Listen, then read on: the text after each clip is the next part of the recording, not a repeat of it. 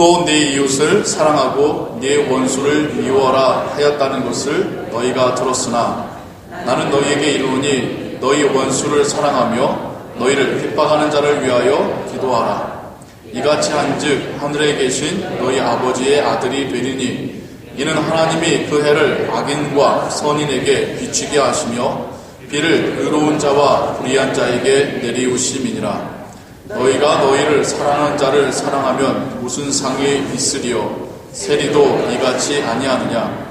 또 너희가 너희 형제에게만 무난하면 남보다 더하는 것이 무엇이냐? 이방인들도 이같이 아니하느냐? 그러므로 하늘에 계신 너희 아버지의 온전하심과 같이 너희도 온전하라.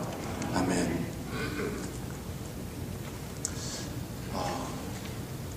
예수님의 산상설교의 구체적인 명령 5번째를 오늘 우리가 함께 읽었습니다.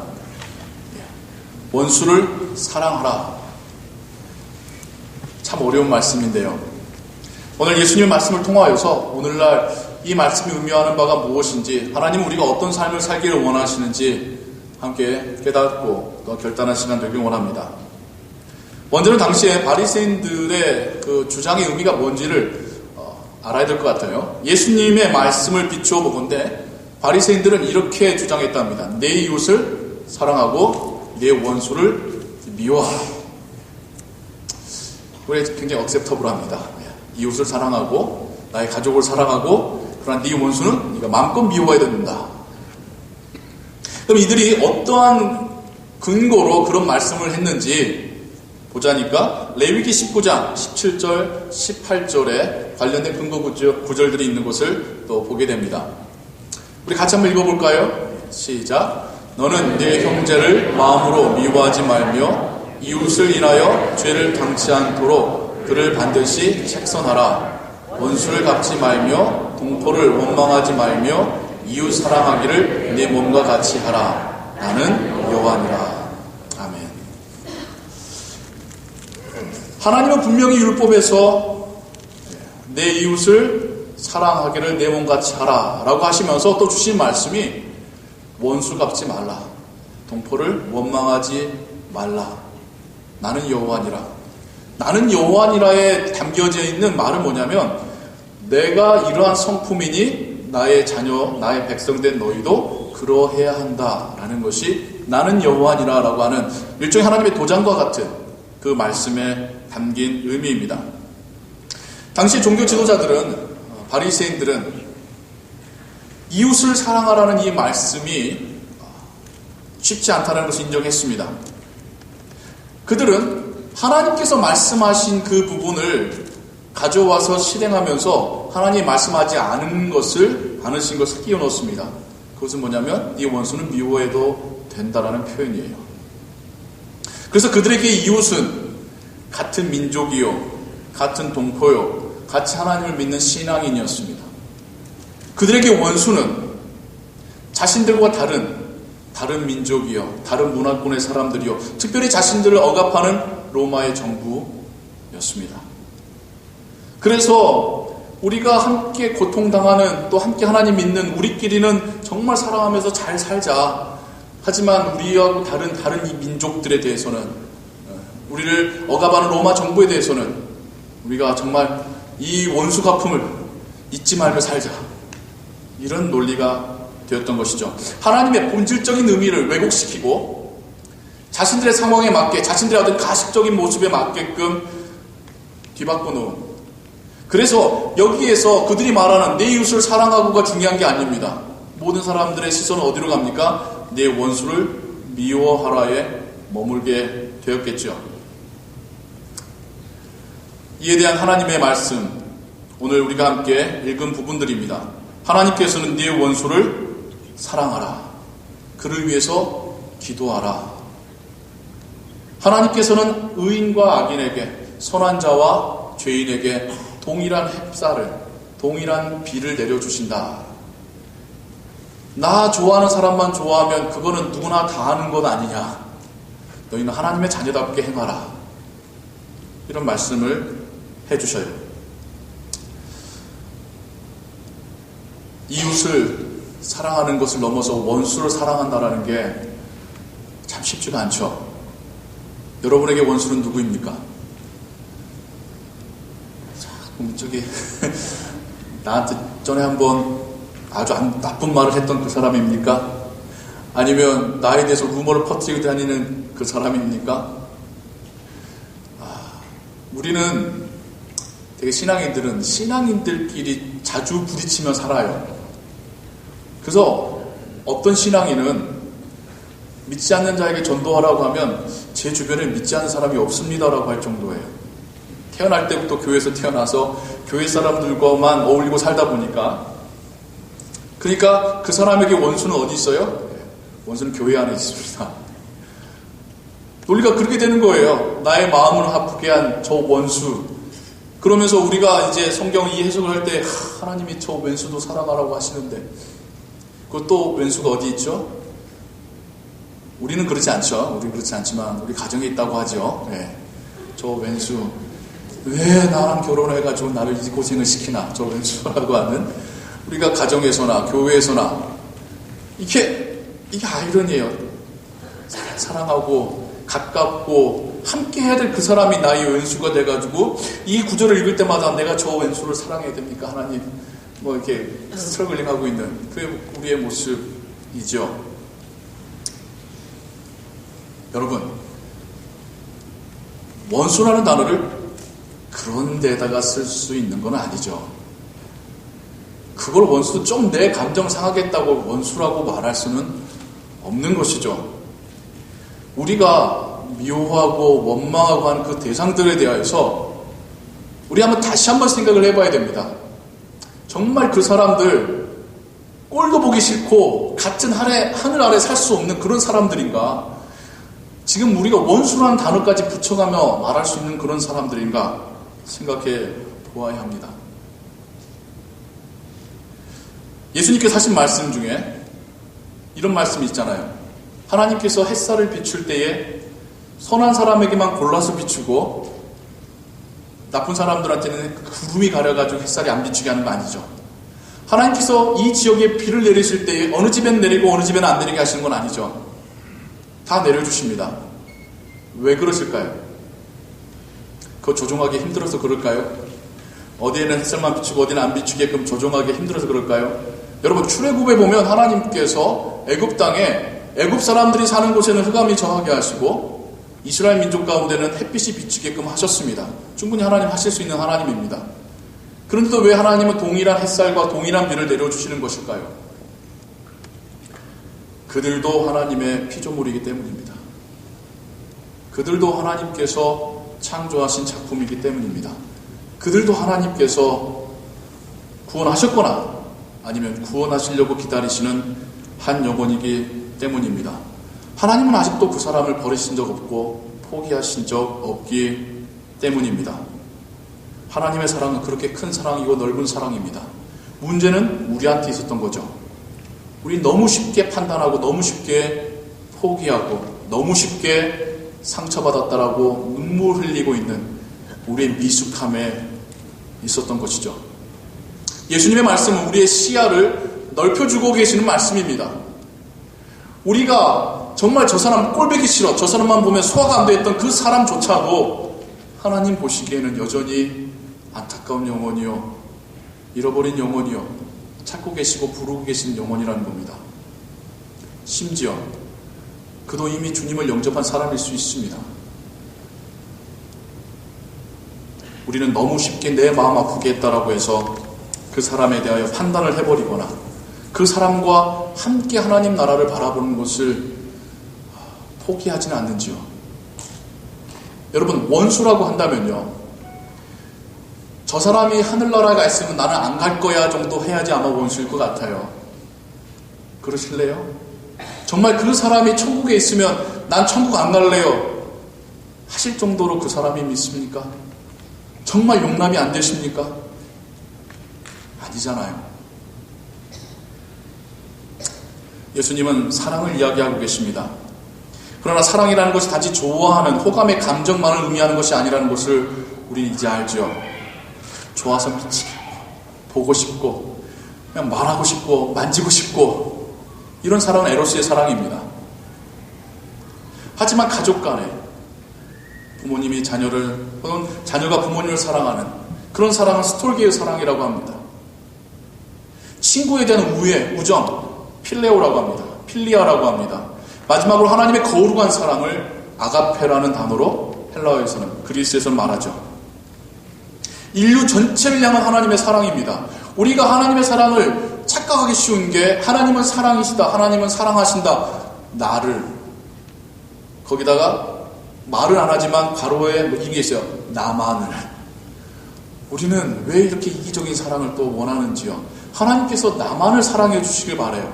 아니 하나님께서 나를 사랑하신다라고 하는 착각 가운데 하나님이 저 사람도 사랑하신다는 것을 우리가 놓쳐버릴 때가 너무 많더라는 거예요.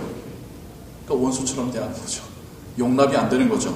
하나님은 여전히 그 사람을 사랑하시는데 하나님이 여전히 그 사람에게 은혜 베푸고 계시는데 내가 용납이 안 된다고 해서 하나님이 그 사람을 향한 사랑이 우리가 인정 못하고 있다고 한다면 그건 우리의 미숙함이죠. 하나님의 사랑은 전체를 향한 사랑입니다. 하나님의 사랑은 조건이 없는 사랑입니다. 하나님이 조건을 내건다면 그 사랑 받을 수 있는 사람 아무도 없을 거예요. 하나님의 사랑은 제한이 없는 사랑입니다. 수가 많다고 해서 나를 향한 그 사랑이 쇠해지거나 부족해지지는 않습니다. 헬라어 성경을 보게 되시면 산상설교에서 지금 예수님께서 원수를 사랑하라고 말씀하실 때의 그 사랑은 에로스도 스톨게도 필리아도 아닌 아가페라는 단어를 사용하셔서 말씀하고 있습니다. 하나님께서 그 사람을 사랑하시는 그 심정을 가지고 네가 원수처럼 생각하는 그 사람을 사랑하라. 예수님의 사랑이 아가페의 사랑이었죠. 말씀만으로 하는 사랑이 아니라 행동으로 보여주시는 사랑이셨습니다. 예수님 살아계셨을 때에 예수님은 창기와 세리들도 용납해 주셨습니다. 그들이 예수님 곁으로 오는 것을 허락하셨을 뿐만 아니라 그들을 친구라 부르시고 그들의 집에 초대받으셔서 같이 들어가서 식사하시며 그들과 교제하셨습니다. 심지어 그들 가운데 예수님의 제자가 되기도 했습니다. 그 어떤 사람도 예수님의 용서를 받고 예수님의 제자가 될 수 있었습니다. 예수님의 사랑 때문에요. 십자가에 못 박혀 죽으시는 그 상황 속에서도 한 영혼이라도 구하시는 예수님의 사랑이 있었습니다. 이 세상 전부를 천사들을 불러서 다 뒤엎을 수 있는 능력이 있음에도 불구하고 자신이 죽을 때까지 참으시는 사랑이 있었습니다.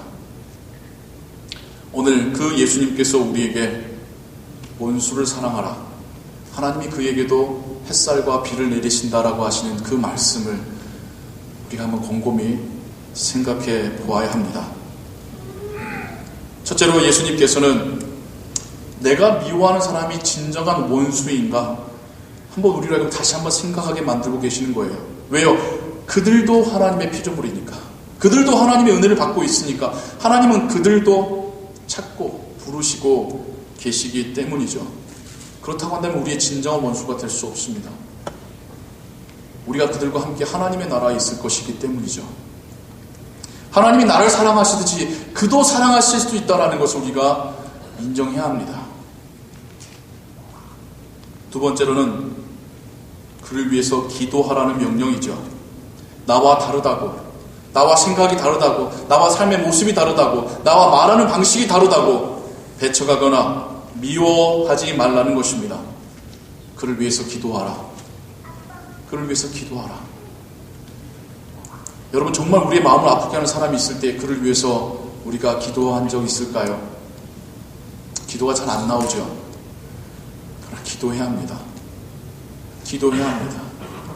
기도해야지 하나님께서 나로 하여금 내 사랑이 아니라 하나님의 사랑으로 그를 이해해주고 포용해줄 수 있는 그 마음을 기도 가운데 우리에게 주십니다.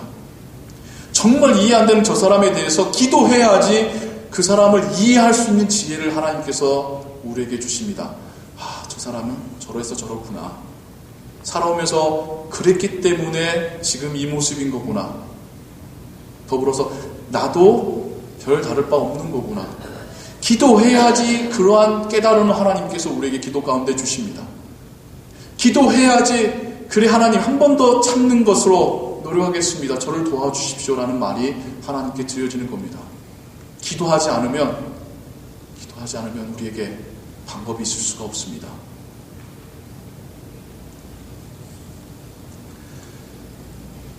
저는 오늘 여러분들과 함께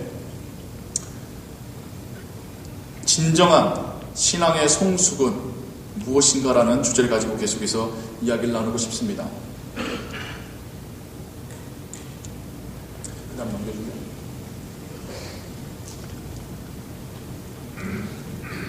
여러분들과 함께 보려고 비디오 한 편을 준비했습니다. 원수를 사랑하라는 것이 결코 쉽지 않습니다. 그러나 원수까지도 사랑한 사람의 이야기를 함께 보고자 원합니다. 원수를 사랑하라는 예수님의 명령이 불가능한 명령, 그냥 이상적인 하늘나라에서만 가능한 명령이 아니라 이 땅에서도 가능한 주님의 명령임을 우리가 또 하나의 사건을 통해서 함께 보기를 원합니다.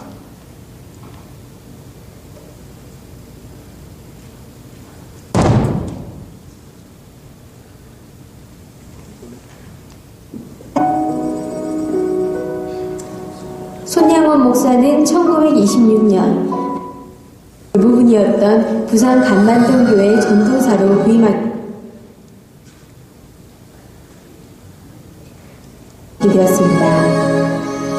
첫사역지가 한센병자와 연결된 것을 계기로 평양 신학교를 졸업하고도 여수 애양원에 부임해 오직 나환자들과 고락을 함께 했습니다. 그러던 1940년 10계명 중 제1계명과 2계명을 범하는 것이라고 하여 신사참배를 반대했고 그 이유로 손 목사는 여수 순천경찰서에 구속되었지만 하나님만을 섬긴다는 그의 의지는 변함이 없었습니다.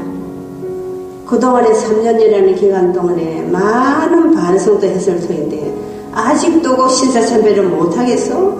공연히 헛수고만 했어 하는 말에 아버님 대답이 그랬습니다. 헛수고는 오히려 당신들이 했어. 내가 신사참배 하려면 처음부터 하지. 왜 어리석게 3년이 지나날 내가 신사참배를 하겠어.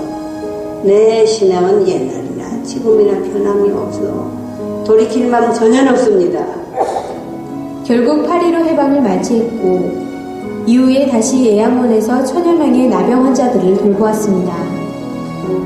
그러던 1948년 당시 제주 폭동 사태를 진압하기 위해 여수에 집결했던 군인들 중 공산주의 사상에 물든 남노당 계열의 군인 일부가 인민위원회를 만들어 반란을 일으켰고 민족대학살을 감행했습니다. 이런 사태 속에서 신앙과 민족정신에 불탔던 동인과 동시는 학교 안에서 기독교 복음을 전하며 공산주의의 잘못을 폭로했습니다. 이로 인해 두 형제는 반란군의 무자비한 총살 앞에 한꺼번에 순교하게 되었습니다. 안을 내다보니 온 마당에는 오빠의 책, 교복, 가방이 둥글고 있었습니다. 한쪽 옆을 보니까 거기는 검붉은 피자옥이 뚝뚝 떨어져 있었습니다. 동이야, 동이야, 너의 두 오빠가 죽었단다. 내가 너의 두 오빠 시체를 찾아서 딴 곳에 옮겨놨다. 우리 두 오빠의 시체는 그 위에 쓸쓸히 누워 있었습니다. 얼마나 자기 친구들에게 얻어맞았는지 평소 친했던 친구들이에요. 온 전신에는 피투성이를 만들어 놨습니다. 이마, 가슴, 얼굴, 온 전신에는 얼마나 총을 쏘았을지 총알자국이 수없이 나타나 있었습니다. 장례식은 간단했으나 이 땅에서 하나님께 드리는 최고의 산제사를 올리는 엄숙한 순간, 손 목사가 장례식 끝부분에 고백했던 마지막 인사는 감사였습니다. 여러분, 내 어찌 긴 말에 답사를 드리리.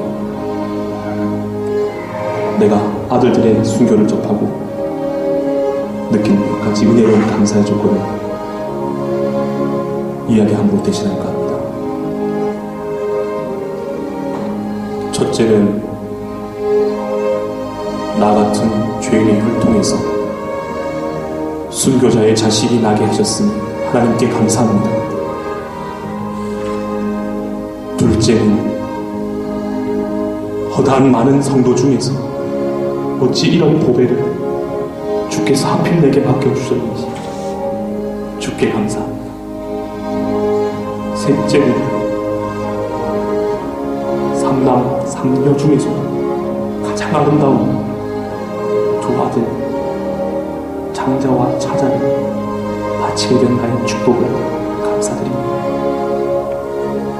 넷째는 또 한 아들의 수요도 귀하다 하거든 하나님 두 아들의 순교라니 감사합니다.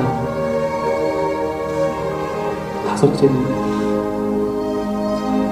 예수 믿다가 와서 종신하는 것도 큰 복이라 하거든 하나님 전도하다 총살 순교 당함이라 감사합니다. 여섯째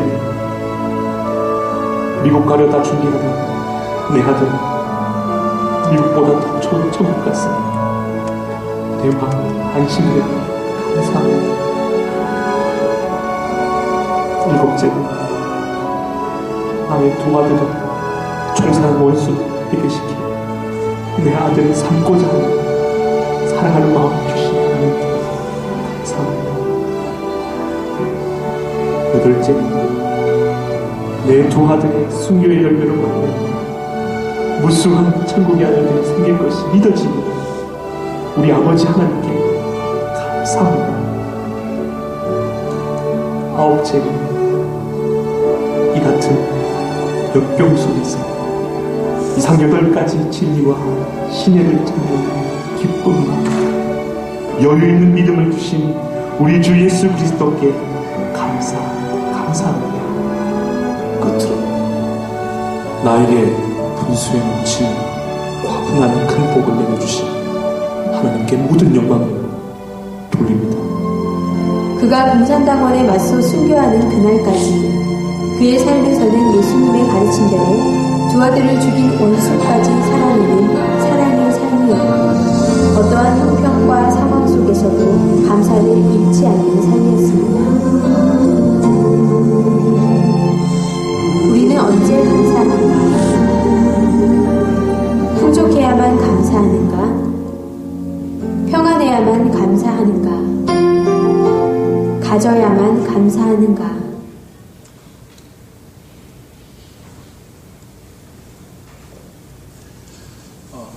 익히 아시는 손영원 목사님의 그 이야기입니다. 손영원 목사님에 대한 이야기 정말 계속해서 시대를 거듭하고 계속 회자되는 이야기들 중에 중요한 3가지가 있죠. 처음에는 신사참배를 목숨 걸고 저항하셨다라는 이야기.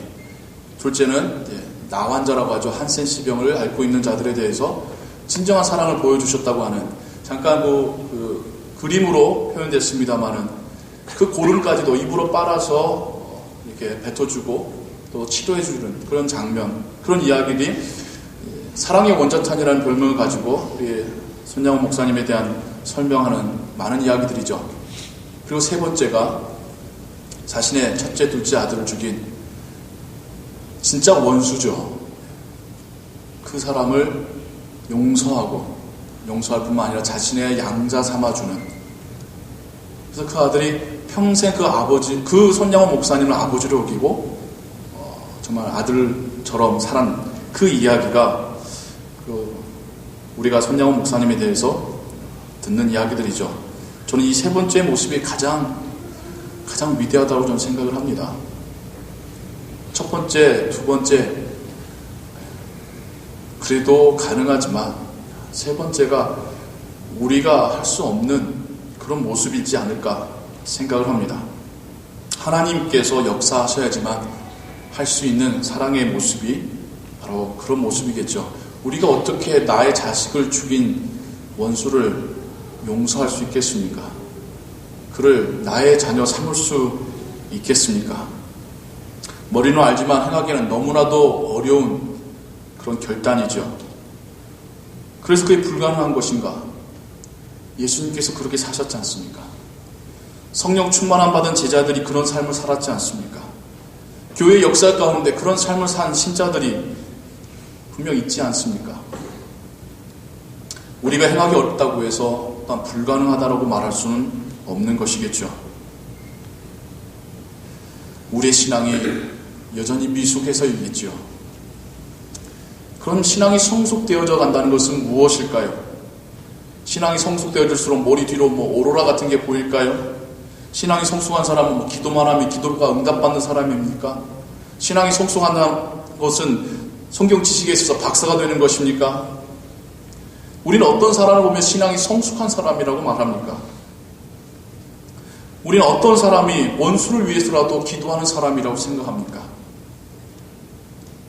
저는 이것을 표현한 단어가 포용이라고 생각합니다. 넓은 부대자루에 그 무엇을 던져도 퍽 맞고는 그냥 떨어지지요. 단단한 벽은 던지면 던지는 족족 튀어나옵니다. 어떨 땐 더 세게 튀어나옵니다. 그러나 콩이 들어있는 자루는 그 무엇을 던져도 퍽 맞고 그냥 거기에 툭 떨어지죠. 그게 포용이지 않겠습니까? 나와 다른 사람에 대해서 혹은 그 사람의 실수에 대해서 그 사람이 나에게 하는 그 아픈 말에 대해서 받고는 거기서 품어줄 수 있는 사람, 그게 포용이지 않겠습니까? 우리가 신앙의 성숙이라고 말할 때에 결국 그런 모습이지 않겠습니까? 성령의 9가지 열매가 있습니다.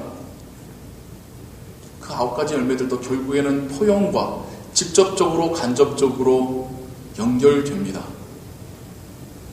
예수님의 삶을 한번 생각해 보십시오. 결국 예수님의 삶도 포용의 삶이었습니다. 하나님께서 죄인들을 포용하시기 위해서 하나님의 아들이 이 땅에 오신 것입니다. 하나님께서는 회개하는 자들을 포용해 주셨습니다. 사회에서 지천받던 여인도 포용해 주셨습니다. 자신의 민족을 억압하는 로마의 군대 장교도 포용해 주셨습니다. 부자도 포용해 주셨고 가난한 자도 포용해 주셨습니다. 많이 배운 자도 포용해 주셨고 적게 배운 자도 포용해 주셨습니다. 사도 바울의 선교도 포용이란 단어를 가지고 우리가 이해할 수 있습니다. 유대인으로서 이방인을 포용하는 것, 그게 또한 선교의 또 다른 모습이지 않겠습니까? 하나님의 포용에 우리가 들어가는 것입니다. 하나님 그렇게 우리를 포용해 주셨고 이제는 우리가 다른 이들을 포용하라고 말씀하고 계시는 것입니다. 사도 바울은 에베소서에서 유대인과 이방인이 하나가 되는 것, 이것이 온전한 새 사람이라고 표현합니다. 어떨 때 하나가 될 수 있겠습니까? 서로가 서로를 포용할 때 하나가 될 수 있습니다. 하나님의 나라는 열방이 모여서 하나님을 예배하는 그 나라라고 하지요. 서로가 서로를 포용할 때에 서로 다른 민족들이 함께 모여서 하나님을 찬양하고 예배할 수 있는 것입니다. 지금 당장 우리가 원수까지도 사랑하라고 하는 사랑의 실천하기가 힘이 듭니다. 그러나 포용하기 위하여서 그를 위해 기도하는 것, 우리가 이 사랑의 첫 걸음일 줄로 믿습니다. 내가 다 해도 원수는 사랑 못하겠어라고 포기하지 마시고 기도하시며 포용하시는 신앙의 삶을 살아가시기 바랍니다. 그게 신앙의 성숙의 또 다른 모습입니다. 인격이 성숙되어지는 것, 그것은 신앙의 성숙의 열매입니다. 인격의 성장 없는 신앙의 성숙은 있을 수 없습니다. 사랑하는 성도님 여러분, 자신과 다르다는 이유로 혹은 자신을 아프게 했다는 이유로 하나님도 여전히 사랑하시고 찾고 계시는 그 사람을 원수처럼 대하지 마십시오. 그를 위해서 기도하십시오. 하나님께서 우리 마음 가운데 포용하는 지혜와 마음을 주실 것입니다. 우린 그렇게 예수님의 모습을 닮아가게 될 것입니다. 포용이 나의 신앙의 성숙이라는 이 사실을 우리가 마음에 품고 우리의 가정과 우리의 일터로 돌아가게 되기를 소원합니다. 기도하겠습니다. 사랑과 은혜의 하나님 아버지, 못나고 죄로 얼룩진 우리들을 하나님께서는 먼저 포용해 주셨습니다. 받아주셨습니다. 이해해 주셨습니다. 참아주셨습니다. 그리고 이제 우리가 세상을 향하여서 그와 같이 하라고, 하나님의 그런 거룩한 사랑으로 행하라고 우리에게 명령하십니다. 하나님, 내 안에 없는 사랑입니다. 내가 쉽게 해낼 수 없는 사랑입니다. 주님의 사랑이 우리 안에 있을 때에 가능한 사랑입니다. 하나님, 우리가 우리의 마음을 아프게 하는 사람, 우리와 생각이 다른 사람, 우리와 너무 많이 다른 그 사람을 원수라고 규정 짓기 전에 정말 그를 위해서 먼저 기도하는 신앙의 모습을 허락하여 주옵소서. 기도 가운데 하나님 주시는 그 사랑의 회복을, 기도 가운데 하나님 주시는 성령의 지혜를 얻게 하여 주옵소서. 우리가 그렇게 주님을 닮아가게 하여 주옵소서. 그리고 우리 안에 넘치는 평안을 경험하게 하여 주옵소서. 예수 그리스도의 이름으로 기도하옵나이다.